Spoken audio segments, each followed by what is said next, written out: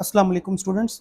आज हम एक्सरसाइज 1.6 के क्वेश्चन नंबर 2 को सॉल्व करेंगे और इस क्वेश्चन में कहा गया है कि simplify and write your answer in the form of a plus iota B. तो जो हमें कुछ क्वेश्चंस दिए गए हैं कॉम्प्लेक्स नंबर से रिलेटेड, हमें उनको पहले तो सिंप्लीफाई करना है और फिर इनको a प्लस आयोटा बी की फॉर्म में आंसर को लिखना है। अब सबसे पहले जो क्वेश्चन है हमारे पास वो है -1 डिवाइडेड बाय 1 प्लस आयोटा।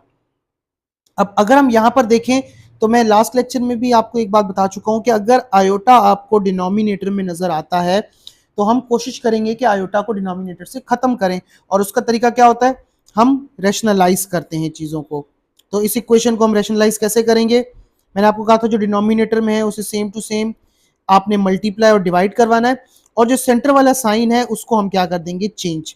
तो अब अगर हम इसको मल्टीप्लाई करवाएं तो ये चीज हमारे पास क्या आ जाती है, -1 से मल्टीप्लाई हो गया हमारे पास -1, माइनस माइनस प्लस, और ये हमारे पास आ गया आयोटा।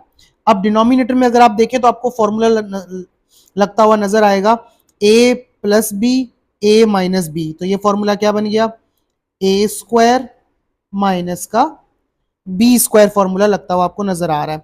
अब देखें -1 प्लस आयोटा, नीचे क्या आ गया, 1 का स्क्वायर 1 माइनस, और आयोटा स्क्वायर -1 के बराबर होता है। अब इसको मजीद सिंप्लीफाई करें तो -1 प्लस आयोटा, और डिनोमिनेटर में 1 प्लस माइनस माइनस प्लस 1 हो गया। तो ये हमारे पास आंसर आ गया -1 प्लस आयोटा डिवाइडेड बाय 2। अब ये हमने इसको सिंप्लीफाई कर लिया है।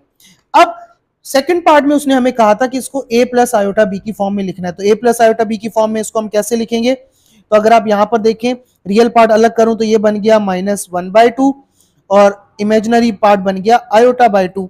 और अगर इसे मैं कोऑर्डिनेट्स की फॉर्म में लिखूं तो किस तरीके से लिख सकता हूं, ये आ गया -1/2 कॉमा, और इमेजिनरी पार्ट आयोटा है तो आयोटा लिखने की जरूरत नहीं होती, तो 1/2। तो इस तरीके से हम इन क्वेश्चंस के आंसर्स को निकाल सकते हैं। अब यहाँ पर नेक्स्ट क्वेश्चन है हमारे पास 1 प्लस आयोटा पावर 4।